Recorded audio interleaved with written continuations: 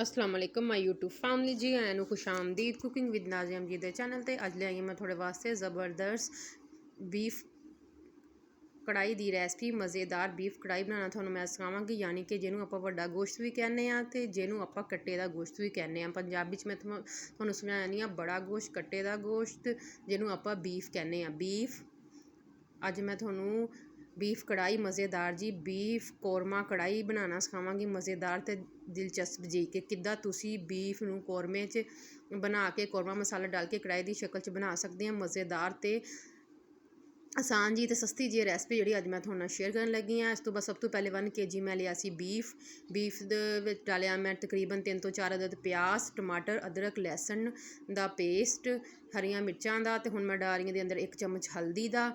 इन्नी आसान है रेसिपी अगर तुम एक दफ़ा बनाओगे तो थोनों बहुत आसान लगूगी बहुत टेस्टी थोड़ी बनूगी। यानी कि नैशनल दा कौरमे मसाले दा पैकेट 30 रुपए वाला वो डालांगे दे अंदर 1 kg के अंदर तुम 30 रुपए वाला पैकेट ही डालना वा ज़्यादा नहीं डालना नहीं तो थोड़ी रेसिपी मज़ेदार नहीं बनूगी ज़्यादा तेज़ मिर्च हो जूगी तो और टेस्टी नहीं लगूगी बहुत ज़्यादा तीखी बन जूगी। तो तुसी नॉर्मल जी रखनी है तो थोड़ी जी आप डालेंगे चौथा हिस्सा चम्मच का सुरख मिर्च का ज़्यादा नहीं डालना क्योंकि आप अंदर कौरमे मसाले का पैकेट डाल दिता।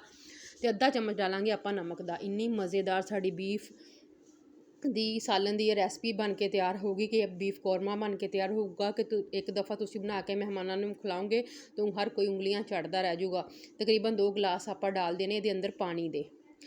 1 kg असी बना रहे हैं तो थोड़ा मैं दसिया वा 3 ਤੋਂ 4 अदद प्याज टमाटर अदरक हरियां मिर्चां तो टमाटर का पेस्ट ग्राइंड करके डालिया वा। तो 1 kg साढ़े को बीफ का गोश्त आ तो वो अंदर डाली वा कौरमे मसाले का 30 रुपए वाला पैकेट चौथा हिस्सा चम्मच का सुरख मिर्च का 1 चम्मच हल्दी का अद्धा चम्मच नमक का। बस यही स्पाइसिस आप ऐड करने तो करन तो बाद 2 गिलास पानी दे डाल चंगी तरह मिक्स करन तो बाद आप कुकर यानी प्रैशर कुकर का ढक्कन बंद कर देंगे तो वेट लगा देंगे आप तकरीबन 20 मिनट वास्ते 15 ਤੋਂ 20 मिनट घट तो घट तुसी लाना 15 मिनट जो ज़्यादा तो ज़्यादा लाना 20 मिनट इस तो ज़्यादा तुसी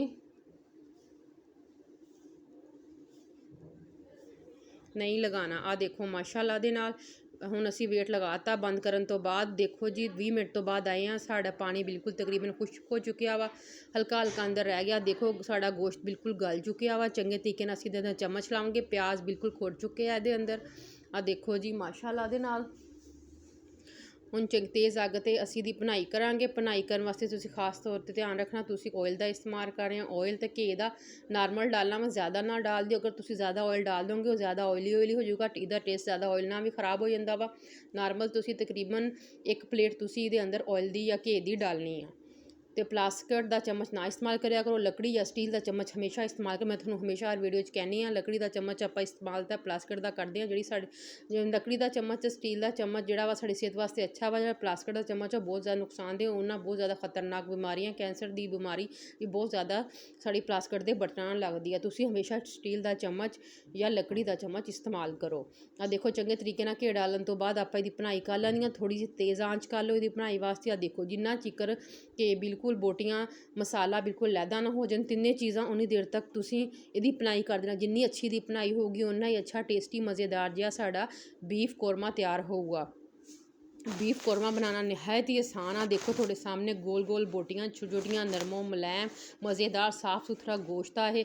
तुसी अपने सामने कसाई जिहड़ा बिल्कुल जिंदा जानवर करो वह देख के तुसी गोश्त लिया करो फिर तुसी बनाया करो। अक्सर जो तुसी गोश्त लैन जाने आ थोनों मरे हुए जानवर दे देंदे आ वो बहुत ज़्यादा खराब भी होंदा साड़ी सेहत वास्ते तो टेस्टी भी नहीं बनता। तो तुसी गौर ना पहले तो तुसी गोश्त लैन लगे बहुत ज़्यादा एहतियात करा करो जिहड़ा साड़ी सेहत नूं नुकसान ना देवे तो साड़ी सेहत नूं फायदा देवे।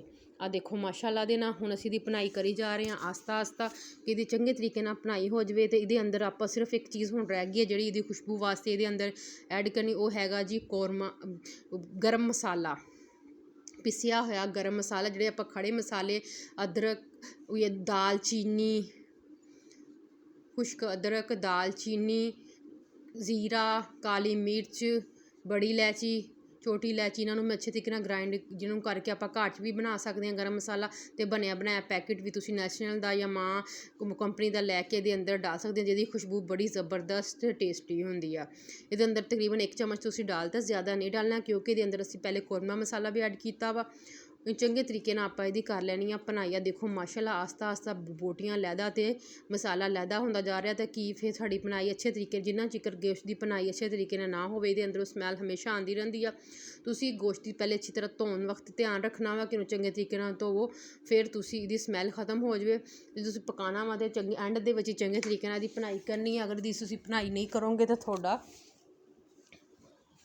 ਗੋਸ਼ਤ ਸਹੀ ਨਹੀਂ ਪਕੂਗਾ ਤੇ ਉਹਦੇ ਅੰਦਰੋਂ ਹਮੇਸ਼ਾ ਸਮੈਲ ਆਊਗੀ। ਆ ਦੇਖੋ ਮਾਸ਼ਾਅੱਲਾ ਦੇ ਨਾਲ ਹੁਣ ਇਹਦੇ ਅੰਦਰ ਡਾਲਤਾ ਮੈਂ ਧਨੀਆ, ਸਬਜ਼ ਧਨੀਆ। ਆ ਦੇਖੋ ਮਾਸ਼ਾਅੱਲਾ ਦੇ ਨਾਲ ਧਨੀਆ ਡਾਲਣ ਤੋਂ ਬਾਅਦ ਦੀ ਲੁੱਕ ਦੇਖੋ ਕਿੰਨੀ ਜ਼ਬਰਦਸਤ ਹੋ ਰਹੀ ਆ।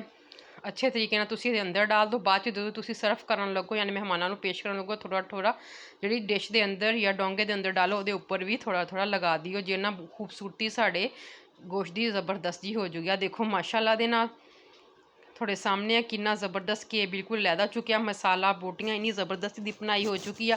ਸਾਡੀ ਬੀਫ ਕੋਰਮਾ ਤਿਆਰ ਹੋ ਚੁੱਕਿਆ ਵਾ। ਦੇਖੋ ਸਾਡਾ ਬੀਫ ਕੋਰਮਾ ਕਿੰਨਾ ਜ਼ਬਰਦਸਤ ਤਿਆਰ ਹੋ ਚੁੱਕਿਆ ਵਾ। ਜ਼ਿਆਦਾ ਪਤਲਾ ਨਹੀਂ ਕੀਤਾ ਮੈਂ ਕਿ ਬਹੁਤ ਜ਼ਿਆਦਾ ਪਤਲਾ ਕਰ ਲਿਆ।